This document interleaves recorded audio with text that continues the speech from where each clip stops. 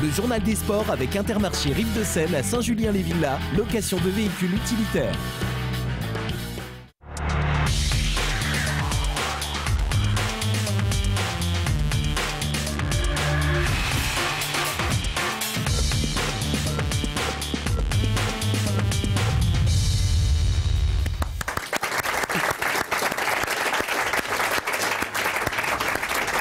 Bonsoir et bienvenue dans la 400e du Journal des Sports, une édition évidemment très spéciale puisqu'aujourd'hui, lundi 27 février, nous fêtons la 400e édition du JT Sport, événement exceptionnel, invité exceptionnel puisque nous avons invité la majeure partie des gens qui font le sport dans l'Aube tout au long de ce journal qui sera décliné en deux parties, une à 19h et l'autre à 19h50. Vous pourrez revivre les meilleurs moments de ce JT Sport. Avec nous sur ce plateau, le parrain de ce JT Sport, le médaillé olympique d'Atlanta, Frédéric Koval, qui est venu de Paris spécialement pour nous. Bonsoir Frédéric et merci. Bonsoir. Frédéric, vous serez le fil conducteur de cette émission. C'est un peu réducteur, mais je vous invite donc à découvrir le programme de ce JT Sport, donc ce qui nous attend donc dans ce JT Sport avec du football notamment et la rencontre Estac Le Mans, l'occasion pour les Troyens d'enchaîner une 4e victoire en 5 matchs. Nous évoquerons aussi le handball avec le match en retard de championnat de National 3 Estac-Morsan. Une bonne occasion pour les Troyens de reprendre contact avec le haut niveau. Et puis enfin, coup de projecteur sur l'ouverture de la saison de cyclisme dans l'Aube avec le prix Donjon organisé par le CC Charlotte. Allez, on attaque tout de suite cette 400e édition par du football avec la 25e journée du championnat de France de Ligue 2. L'Estac recevait Le Mans au stade de l'Aube, une équipe troyenne en pleine confiance puisque les hommes de Jean-Marc Furlan restaient sur une victoire de prestige face à Sedan. On se souviendra longtemps de la première mi-temps troyenne d'excellente qualité. Pourtant, on a longtemps attendu l'ouverture du score malgré de très nombreuses occasions. Obadi. Excusez-nous, un petit problème de reportage. Eh bien, on va relancer tout de suite le reportage donc consacré au match Estac-Le Mans. On se souviendra longtemps de la première mi-temps troyenne d'excellente qualité. Pourtant, on a longtemps attendu l'ouverture du score malgré de très nombreuses occasions. Obadi fut le premier à allumer la mèche, sollicitant Makaridze dès la 12e minute. Et il n'allait pas chômer le gardien Manceau 3 minutes plus tard en repoussant une nouvelle tentative de Fossurier. Les déferlantes se succèdent sur le but du Mans, Nzaïe Missi ou Marcos manquent d'arien d'ouvrir le score pour les Stacks. C'est finalement un coup du sort qui va influencer la suite de la rencontre. Camara est victime d'une blessure, il est donc obligé de sortir. Pour le remplacer, Jean-Marc Furlan fait appel à Caceres, qui n'a pourtant plus marqué depuis le 20 septembre dernier. Caceres va devenir l'homme de ce match. Tout d'abord en ouvrant le score pour son équipe d'un pointu bienvenu 4 minutes après son entrée en jeu. Et en trouvant ensuite le crâne de Marcos pour le second but troyen. Je suis rentré dans l'optique en me disant qu'il fallait que je donne le meilleur de moi-même. Et puis voilà, de toute façon, je n'avais pas perdu la confiance que j'avais en moi. Je savais que ça allait finir par rentrer. Et puis ça a souri ce soir, donc tant mieux.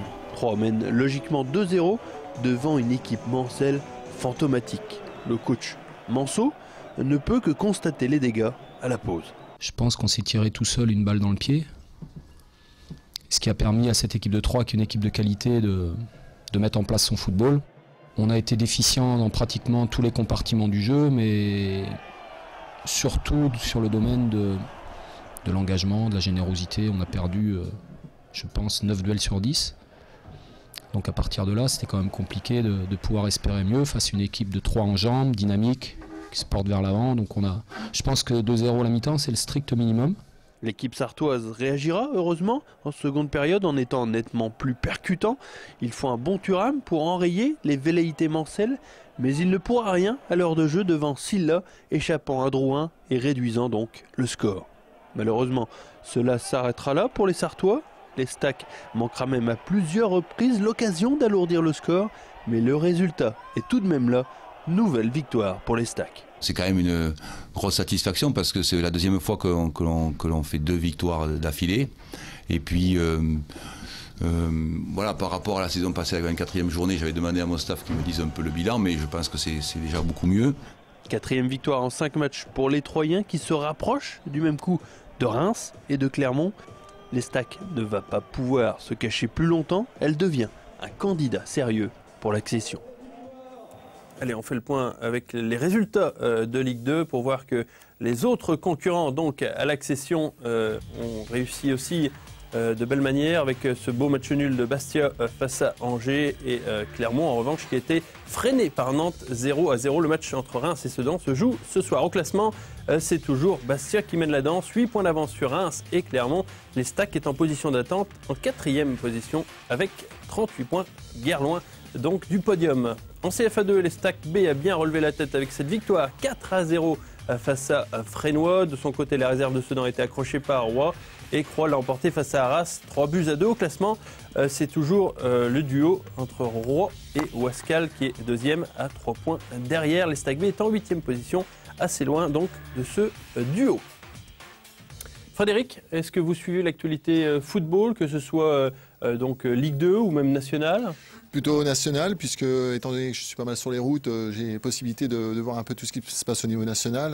Le fait de bivouaquer de droite et de gauche en France, sur les grandes villes, bien souvent on se retrouve avec les grandes équipes. Donc régulièrement, c'est vrai que je suis pas mal Montpellier, mais j'ai quand même, par rapport à des réseaux sociaux, la joie de temps en temps de voir un peu ce qui se passe dans le département. Ouais, l'actualité du département, vous continuez de la suivre. Tout à fait, ouais. Voilà. C'est toujours important. Le sport reste quand même ma pièce maîtresse, faut pas l'oublier. Et même moi, aujourd'hui, je ne l'oublie pas. Et c'est toujours intéressant de voir un peu ce qui se passe encore dans le département. Donc, et vous renouez avec quand même la compétition, puisqu'il n'y a pas si longtemps que ça, vous avez fait 2e d'Open d'ergomètre derrière un Russe. Donc vous avez encore la forme quand même, mine de rien. On essaye de se maintenir, on essaye de se faire plaisir, on essaye de se mettre de petits challenges. Et puis on essaye de revoir un peu ce qui se passe dans le monde de l'aviron. Le monde de l'aviron, en plus, c'est une année des Jeux. Donc automatiquement, on essaye de voir un peu comment ça tourne et tout. Donc voilà. Bon, là, c'était le Valois. Il y avait un Russe qui était présent, qui devra en plus participer et faire sa sélection pour les Jeux. Oui. Donc voilà. C'était un très beau gabarit. Un test. Un beau test, ouais. Bon, moi je vais pas me battre pour les Jeux. Je laisse ça à Berest à Bain. En plus, Berest vient de faire une très belle performance puisqu'il a battu le record de Jean-Christophe Rolland. Donc c'est vrai que... Une figure mythique de l'aviron. Qui est une grande figure mythique de l'aviron, tout à fait, ouais. Voilà, bon, on continuera à suivre votre évolution donc sur cette compétition. En attendant, vous pouvez gagner des places pour le prochain match de l'Estac. Il suffit d'envoyer par SMS le mot 71 003, 71 003 par SMS. Et vous pouvez gagner 6 places pour le prochain match de l'Estac. Envoyez le mot club au 71 003, c'est beaucoup mieux comme ça. Et vous risquez de plus de gagner. Vous gagnez ces places donc par tirage au sort. En championnat de France de National 3, le PL3 Badminton jouait toujours la course à l'accession. En National 2, les joueurs de Johan Vidar affrontaient l'équipe de Gerville. Donc dans ce championnat, les Troyens se sont imposés logiquement 5-3 et restent donc dans la course au play-off. Pour en parler un peu plus en profondeur, j'appelle Caroline Fajot, la présidente du PL3 Badminton, à venir à la table. C'est l'avantage d'un tel plateau, c'est qu'on peut inviter tout le monde. Caroline, on peut encore parler de course au play-off pour le PL3 Badminton. Vous êtes bien, vous êtes très bien placé puisque vous êtes 2e. Tout à fait, on est toujours en concurrence avec Nancy. Nancy qu'on rencontrera lors de la dernière journée. Entre-temps, on aura un déplacement à Dijon qui sera très très important. Mais vous avez suffisamment de points d'avance, je crois. Non, il y a Nancy qui a un point d'avance sur nous. Donc si on négocie bien la prochaine rencontre à Dijon, on ira à Nancy pour faire les play-offs. Ce sera la bagarre, on va dire, avec Nancy directement. Est-ce que vous avez un espoir de monter en National 2 ? Ou c'est vraiment un rêve Je pense que les play-offs, c'est une compétition qui est, on va dire, un peu plus relevée que le championnat de National 3. Donc on espère toujours, on ne sait jamais. Ça dépendra contre qui on tombe. Pour le moment, on focalise un peu plus sur Dijon, après sur Nancy, et puis on verra bien. D'accord, merci Caroline. On suivra donc avec attention l'actualité du PL3 Badminton avec pourquoi pas une montée à la clé, en tout cas on l'espère, pour votre dernière année de président. Tout à fait. Voilà, je l'ai placé. Autre événement de ce week-end, le championnat de France de National 3 de handball. L'Étac avait un match en retard à jouer face à Morsan-Fleury. En cas de victoire, les Aubois pouvaient se remettre dans le peloton de tête. Une chose qui paraissait impossible puisque les Troyens n'alignaient que 2 remplaçants samedi soir. Résumé du match. En menant de 5 buts à la 13e minute de la première mi-temps, l'Étac pensait bien s'être facilité la tâche face à une équipe du Morsan-Fleury à bout d'arguments. Pourtant, comme souvent cette saison, les Aubois vont retomber dans leur travers en perdant beaucoup de balles ou en faisant beaucoup de mauvais choix. En très peu de temps, les visiteurs ont refait leur retard et il faut une roucoulette de Diallo dans les dernières secondes pour permettre aux Troyens d'égaliser à la pause. Il y a un moment donné, on est à plus 5 dans le match, on n'est pas capable de garder cet avantage-là. Voilà, parce qu'on s'énerve, ils ont joué un peu avec nos nerfs, comme c'était des anciens en face, ils ont joué un petit peu avec nos nerfs.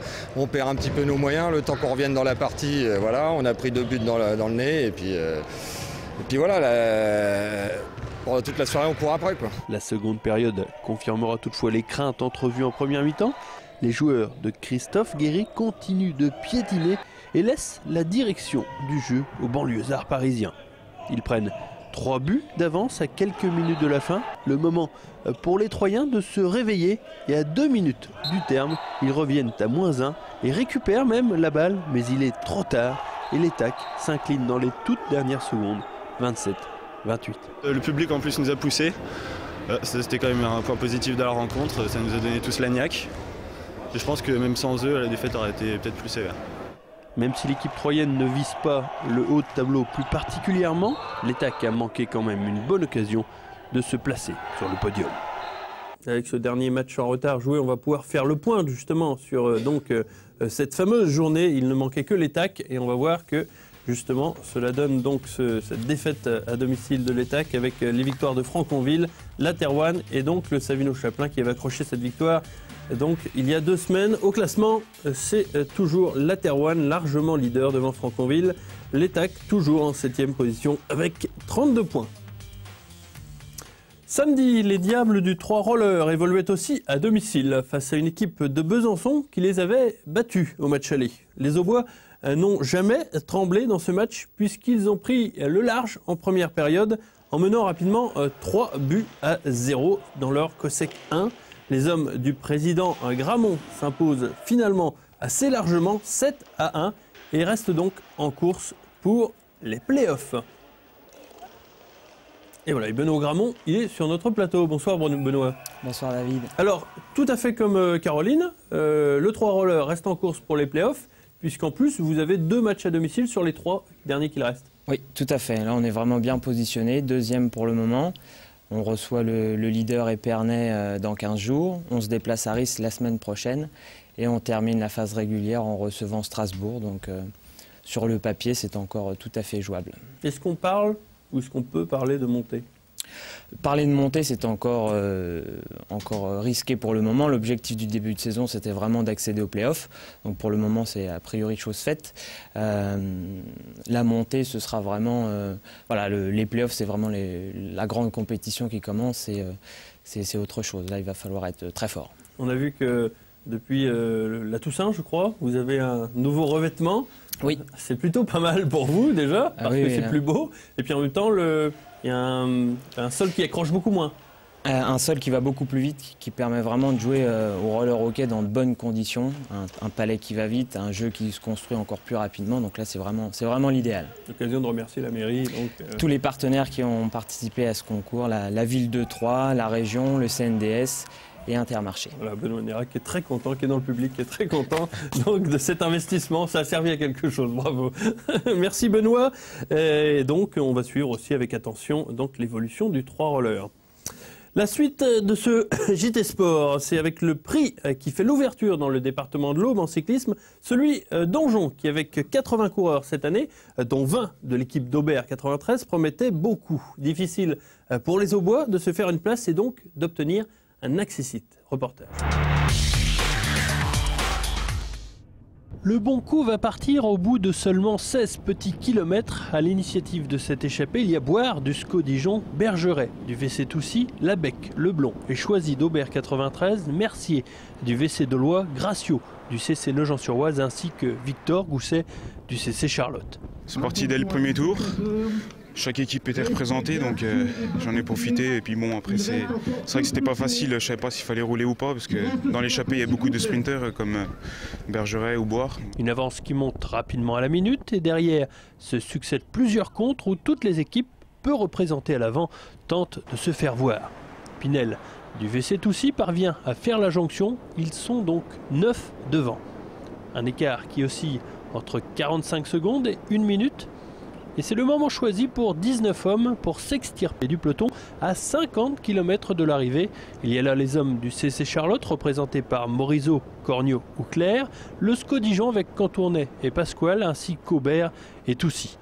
Ces 19 hommes ne seront bientôt plus que 17. Ils n'ont plus que 25 secondes de retard sur les 9 échappés à moins de 20 km de l'arrivée. Et la jonction est finalement faite au kilomètre 107. Moment choisi par un groupe de 5 pour repartir devant. Gousset et Gracio, qui faisaient déjà partie de l'aventure du début, sont encore devant. On a réussi quand même à ressortir à 5 coureurs jusqu'au pied de la dernière difficulté. Malheureusement, c'est rentré dans la bosse. J'ai quand même attaqué pour essayer de ressortir, mais ça n'a pas marché. Mais c'est toutefois insuffisant pour aller au bout et c'est donc au sprint que l'histoire se règle. Et à ce jeu-là, c'est Boire du SCO Dijon, le plus rapide. Il règle Bergeret sur la ligne. J'étais tout seul devant au départ. C'était pas très bien parti pour nous. Heureusement, j'ai une équipe forte derrière qui arrive à rentrer. Donc dès que l'équipe est rentrée, j'ai dit là, ça peut être que bon pour nous. Donc il n'y a pas de problème, on était sûr qu'on était 2 rapides au sprint. Donc, Un prix d'ouverture qui a tenu toutes ses promesses avec le beau temps, le nombre élevé de coureurs, mais aussi beaucoup de suspense. Allez, avec nous pour parler de ce prix donjon, Florian Morisot qui n'était pas dans la voiture mais qui était sur le vélo. C'était un petit peu surprenant. Qu'est-ce que vous faisiez dans le peloton? C'était une histoire de se dire qu'on n'est pas finalement retraité? Je venais de prendre l'air, il faisait beau. Non, mais c'est vrai que j'ai un petit rôle de capitaine de route cette année sur certaines courses qu'on organise ou qui sont dans le coin. Je reprends ma casquette de directeur sportif sur la Coupe de France la semaine prochaine et puis d'organisateur de Paris 3 dans 15 jours. D'accord, ça vient vite. Geoffrey Cornio ne dira pas le contraire, c'était un beau prix donjon hier. C'était un beau prix donjon, déjà par le temps puisqu'il y a eu des bonnes conditions climatiques, ce qui est rarement le cas sur cette course. Et en plus, il y a une course de mouvement, une échappée qui est reprise un petit peu avant l'arrivée, des cartes qui ont été redistribuées et ça a été indécis jusqu'au sprint, donc beaucoup de suspense. Les Aubert n'ont pas gagné. Malgré la forte population. Donc, bon, ils étaient en surnombre. Après, c'est vrai qu'ils avaient couru la veille, donc ils étaient peut-être un petit peu fatigués. Et puis, on avait une grosse équipe du SCOD. Mais bon, nous, on a rivalisé avec ces équipes qui avaient déjà couru depuis le début de saison. Donc, c'est de bon augure pour la suite. Donc, il y avait beaucoup de bons coureurs. Malgré tout, on a quand même vu le maillot du CC Charlotte. On a été présent. On a pesé sur la course. Donc, on n'a pas gagné. On fait 5e avec Emilien Clerc. Mais je pense que la semaine prochaine, pour la Coupe de France, on va pouvoir jouer les premiers rôles. D'accord. On se revoit la semaine prochaine pour un petit topo sur Paris 3, Florian? La semaine prochaine, pour Paris 3, oui. Merci, Florian. Autre actualité cyclisme avec la présentation de l'équipe de l'UVC A3 qui évoluera cette année en division nationale 3. C'est au centre sportif de l'Aube que l'équipe chère aux frères Simon a été présentée. L'occasion pour l'équipe troyenne de retrouver ses anciennes couleurs orange et vert, qui seront donc à nouveau celles du club cette saison. La raison, je pense, une volonté surtout des nouveaux sociétaires de revenir aux couleurs originales du club, c'est tout, toute simple. Puisque depuis plusieurs années, on cherchait d'autres couleurs et on n'a pas trouvé ce qui nous allait. Et on est revenu aux couleurs d'il y a 20 ans. Allez, c'est l'heure de dépoussiérer un petit peu les souvenirs du service des sports avec le premier zapping des plus beaux événements sportifs regroupés dans ces 400 émissions. Jean-François Hamon réalise des prouesses en milieu tandis que Claude Yvabel frôle les 100% au tir. Victoire logique pour les vice-champions du monde 2004, déjà vainqueurs du national en 1993. Dans cette petite fourmilière, les pronostics vont bon train, même si les lapsus sont parfois révélateurs. Il n'y a rien de fait, même si Armstrong est en avance. Pour cause de passage en région Champagne-Ardenne, le maillot jaune Lance Armstrong sacrifie à la tradition en gagnant son poids en Champagne. L'américain de Discovery Channel a pu aussi vérifier que son aura est toujours intacte.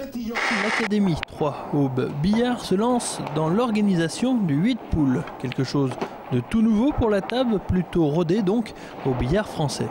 À présent licenciée à Compiègne et continuant ses études à la faculté de médecine, la Briennoise est désormais incontournable en équipe de France. Reste un rêve à accomplir pour la jeune fille, l'équipe de France A. J'ai toujours voulu faire de l'athlétisme.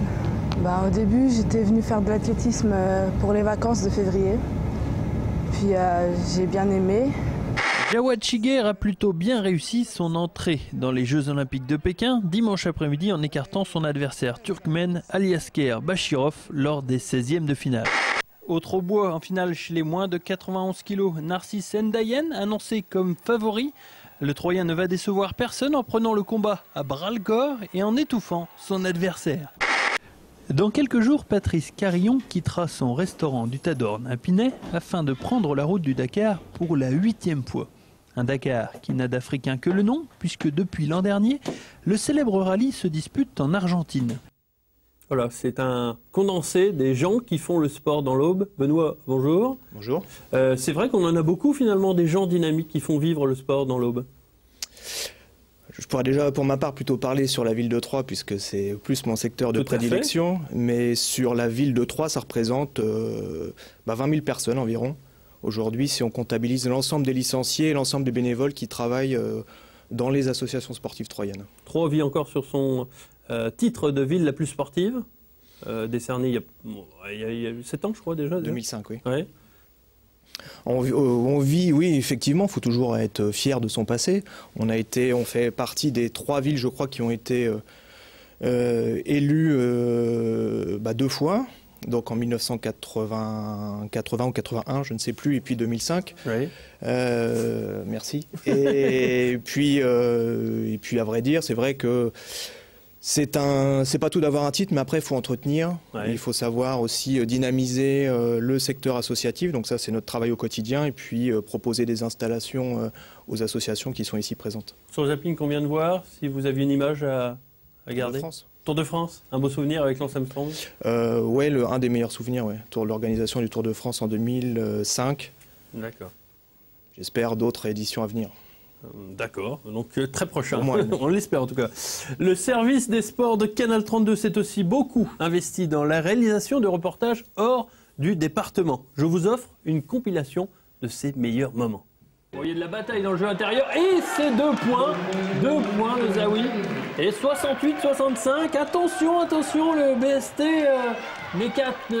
n'a plus que ce matelas de 3 points. Ce n'est plus un matelas, il a considérablement dégonflé, un panier. Il faut à tout prix qu'on prenne ses responsabilités, qu'on déclenche un tir qui va réveiller le BST. Et Perrin prend les responsabilités. Et voilà, 3 points. Voilà comment un capitaine rassure ses troupes en plantant le panier crucificateur. 15 points pour Olivier Perrin, mais un 3 points qui fait beaucoup de bonheur au BST.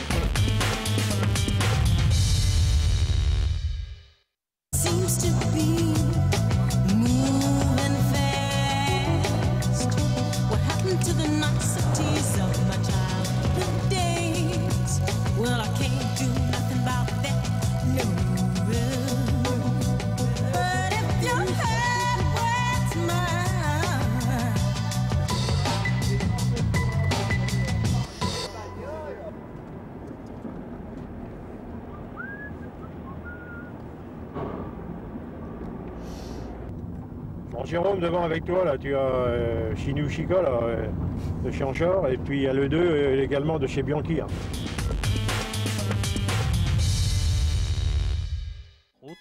Les Aubois sont plutôt bien représentés par Michon, sorti 11e, et Floris School, déjà vainqueur d'Embrun en 96. La transition natation-vélo est bien vécue par Michon, bien dans le rythme. La championne de France 99, vice-championne de France cette année, Estelle Patou. Non, ça va. Eric, il y a 3 minutes 30 derrière toi. Floris à 5 minutes devant.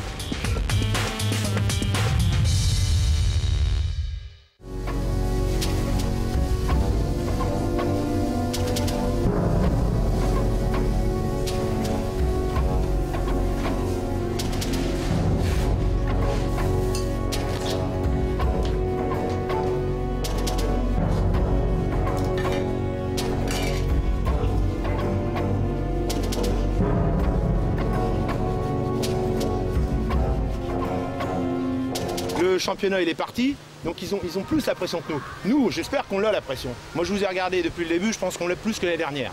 Parce que ça nous a servi de leçon. Maintenant il faut qu'on aille au bout. On n'est pas venu là en prendre date de santé, comme Seb a dit, et ben on se défend.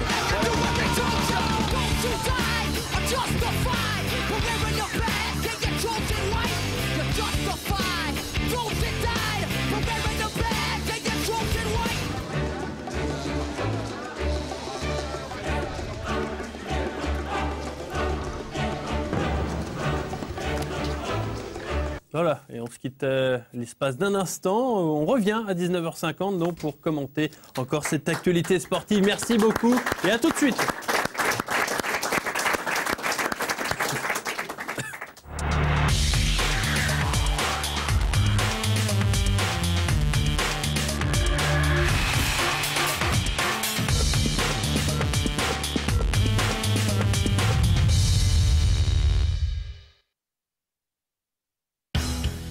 C'était le journal des sports avec Intermarché Rive-de-Seine à Saint-Julien-les-Villas, location de véhicules utilitaires.